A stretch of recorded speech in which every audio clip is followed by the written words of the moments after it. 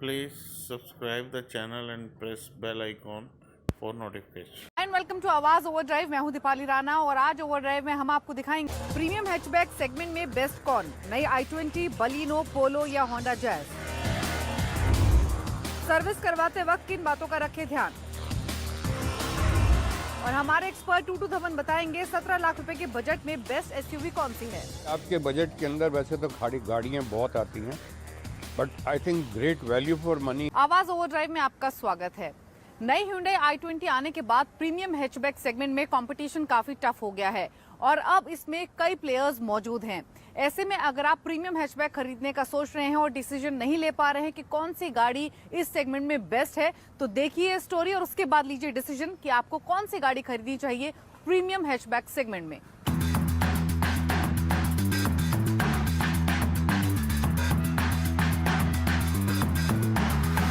Premium hatchback segment में नई i20 ने एक नया बेंचमार्क सेट कर दिया। ऐसे में इस सेगमेंट के खरीदारों के लिए कंफ्यूजन की स्थिति हो गई है कि कौन सी गाड़ी लें। नई i20 खरीदें, बलिनो लें, टाटा की ऑल्ट्रोज या फिर होंडा की जैज। और इसी कंफ्यूजन को मैं दूर करूंगा इस स्टोरी में।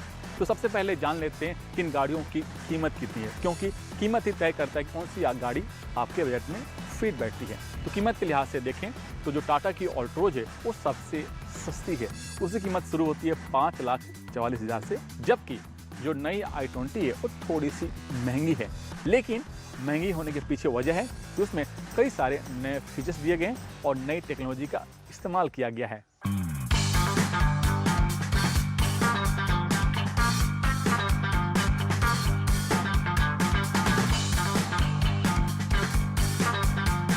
इस सेगमेंट में जो यंग खरीदार हैं वो स्टाइलिश स्पोर्टी लुक के साथ साथ स्पेशियस कार भी चाहते हैं। तो मैं बता दूं, जिस गाड़ी में जितना ज़्यादा व्हील बेस उतना ही ज़्यादा स्पेस मिलता है। तो टाटा की जो ऑल्ट्रोज है उसमें आपको 2501 mm का व्हील बेस मिलता है, यानी सबसे कम है। जबकि जो नई i20 है उसमें आपको 2580 mm का व्हील बेस मिलता है। इसी वजह से नई i20 में आपको सबसे ज़्यादा स्पेस मिलता है।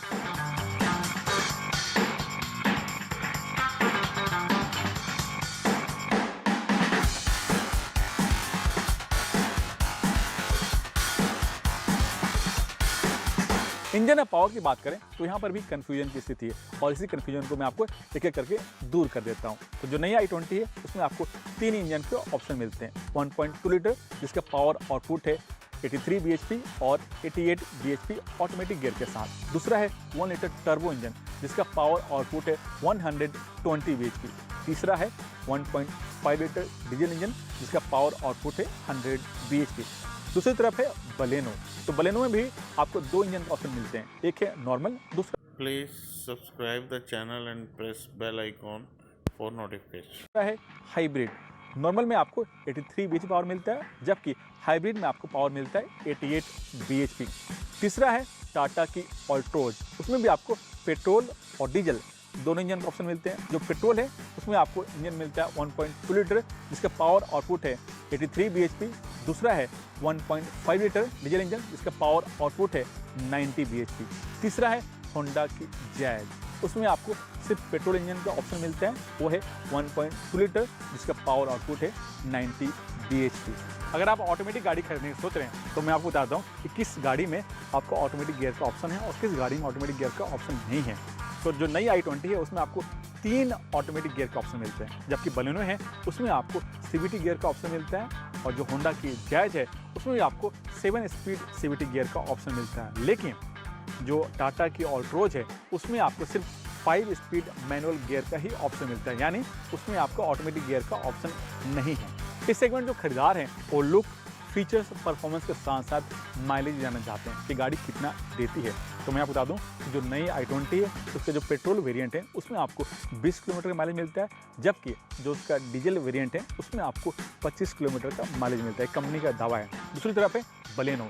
जो बलेनो में आपको 21 किलोमीटर का माइलेज मिलता है और जो टाटा की ऑल्ट्रोज है जो उसका पेट्रोल वेरिएंट है उसमें आपको 19 किलोमीटर, जबकि जो उसका डीजल वेरिएंट है यानी 1.5 लीटर उसमें आपको मिलता है 25 किलोमीटर का माइलेज। और जो लास्ट वाली गाड़ी है वो है होंडा की जैज। उसमें जो माइलेज मिलता है वो है 17 किलोमीटर। एक कंपनी का दावा है, लेकिन माइलेज डिपेंड करता है कि आप गाड़ी कैसे चलाते हैं और किस कंडीशन में चलाते हैं।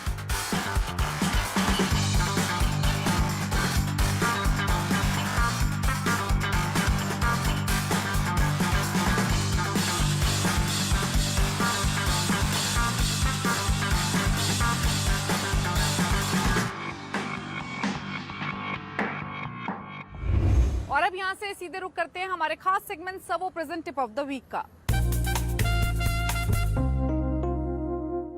जब भी आपकी गाड़ी सर्विस के लिए वर्कशॉप में जाती है, उस समय किन किन बातों का ध्यान रखना चाहिए, ये जानने के लिए देखिए हमारा खास segment tip of the week. गाड़ी सर्विस करवाते वक्त इंजन ऑयल के साथ ऑयल फिल्टर को भी बदलवाएं। कई बार इंजन ऑयल तो चेंज होता है लेकिन ऑयल फिल्टर बदला नहीं जाता। ऐसे में कचरे के पार्टिकल्स फिल्टर में रह जाते हैं जो इंजन को नुकसान पहुंचा सकते हैं। कार सर्विस के दौरान कूलेंट भी चेक करवा लें। ये जांच करवाएं कि कूलेंट की मात्रा कम ना हो गई हो या उसकी क्वालिटी खराब तो नहीं हो गई। लंबे वक्त बाद कूलेंट खराब हो जाता है। सर्विस के दौरान अपनी गाड़ी के इंजन की ट्यूनिंग भी जरूर करवा लें।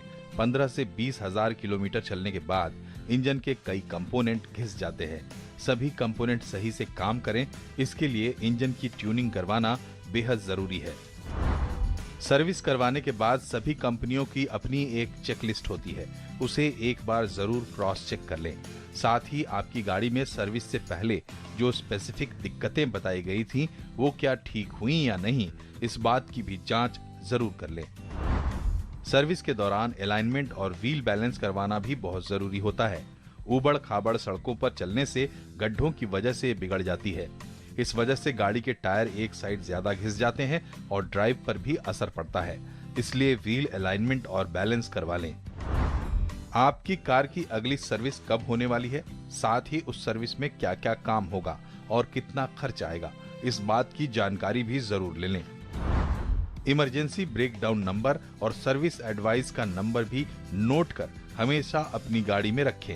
रास्ते में चलते वक्त कभी ब्रेकडाउन हो जाए या कुछ दिक्कत आ जाए तो ये आपके बहुत काम आएंगे।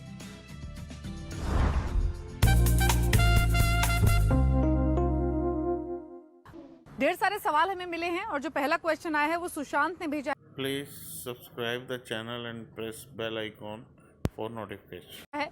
ये एक एसयूवी खरीदना चाहते हैं, 17 लाख रुपए का इनका बजट है। डीजल वेरिएंट के साथ जाना चाहते हैं, साथ ही फ्यूल एफिशिएंसी भी इनको चाहिए। कुछ ऑप्शंस इन्होंने चुने हैं, उसमें टाटा हैरियर, स्कॉर्पियो और एमजी हेक्टर हैं। जानना चाहते हैं इन ऑप्शंस में से कौन सा सबसे बेहतर है। सुशांत जी, आपके बजट के अंदर वैसे तो गाड़ियाँ बहुत आती हैं, but I think great value for money है जो टाटा की हैरियर। ऑल्दो ये बहुत दिनों से मार्केट में आई हुई है, but people have not realised that this is actually Land Rover, और उसी के आप प्लेटफॉर्म के ऊपर ये बनाई हुई है। और ये इन्होंने इंजन यूज़ किया है वो अपना टाटा का ही है, but it has been refined to such an extent के इस वक्त वो मात करता है अपनी कंपटीशन में सब गाड़ियों को। और 2 लीटर इंजन लगा रखा है जिसके अंदर 170 bhp अब निकालती है, बट पहले यही इंजन से 140 bhp निकलते थे। तो you can very well imagine कि कितनी R&D उसके ऊपर की गई है कि it has been so beautifully refined. 17 kilometre का फ्यूल एवरेज का दावा है, बट 12-13 किलोमीटर बड़े आराम से वो निकाल देती है अंडर नॉर्मल कंडीशंस। 14 लाख से शुरू होती 19 लाख तक जाती है, और साथ साथ में आपको 6 speed manual transmission and automatic transmission दोनों की ऑप्शन मिलेगी।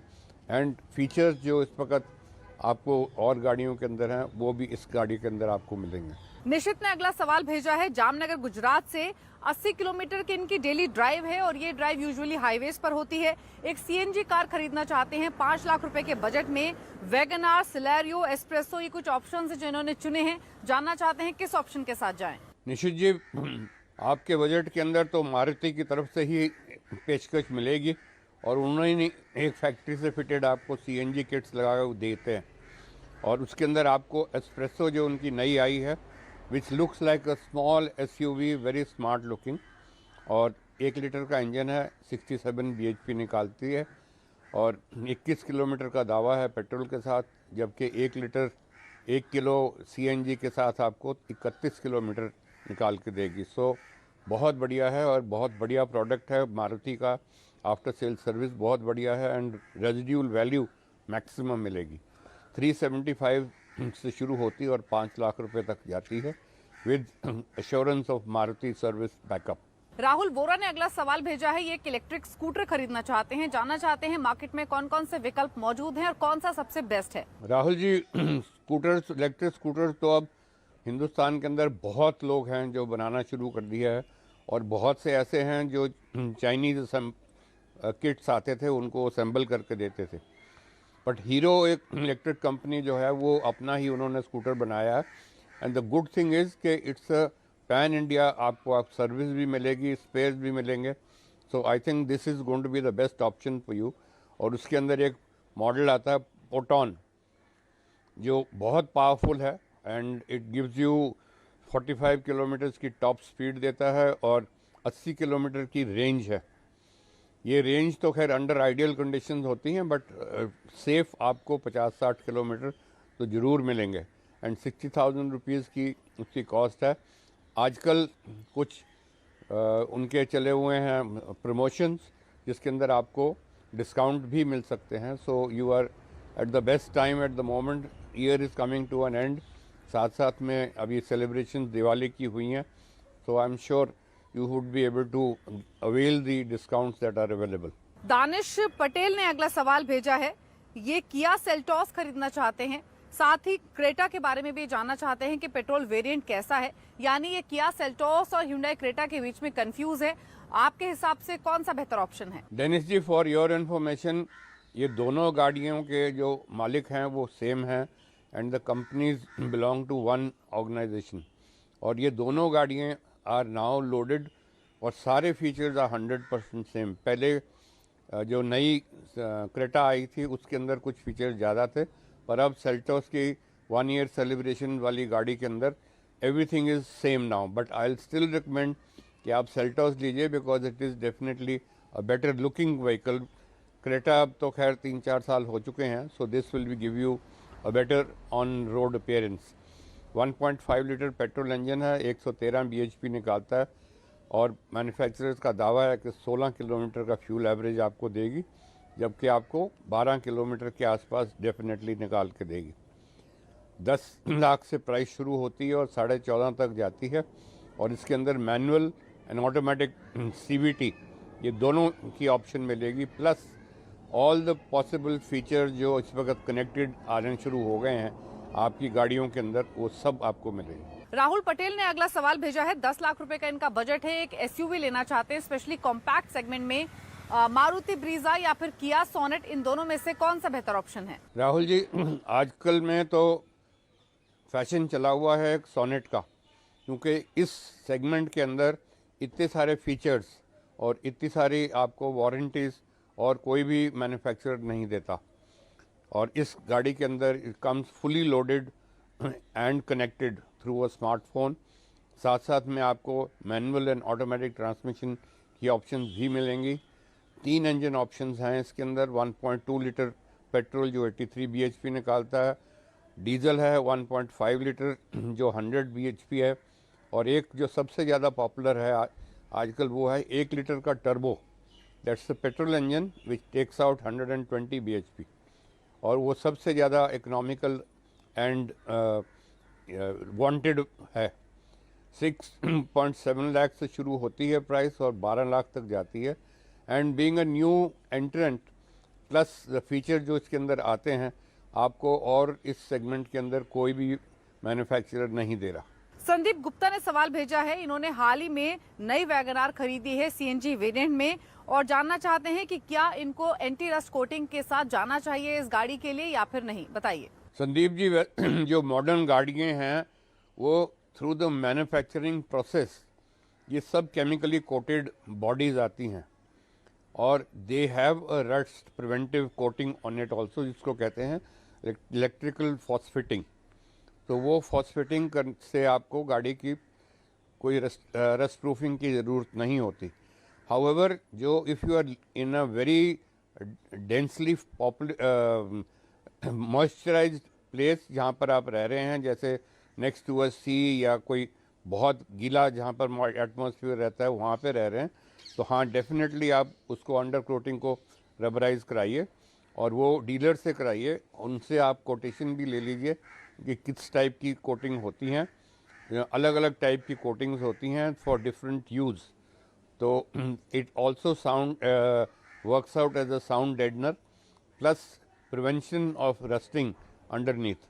ये सब चीज़ें आपको वो एक्सप्लेन कर देंगे and it would be better कि थोड़े से ज़्यादा पैसे खर्च किए जाएं, because this is a one time investment that you would like to do. बाहर से भी आप करवा सकते हैं, but they will give you a warranty जो आप डीलरशिप के थ्रू करवाएंगे। तो उम्मीद करते हैं आपको अपने सभी सवालों के जवाब मिल गए होंगे। अगर आपके पास भी ऑटो से जुड़ा हुआ कोई भी क्वेश्चन है तो आप आवाज ओवरड्राइव के फेसबुक पेज पर अपने सवाल हमें भेज सकते हैं। इसी के साथ इज द टाइम टू से गुड बाय, लेकिन हाँ, मास्क पहनना ना भूलें। नमस्कार।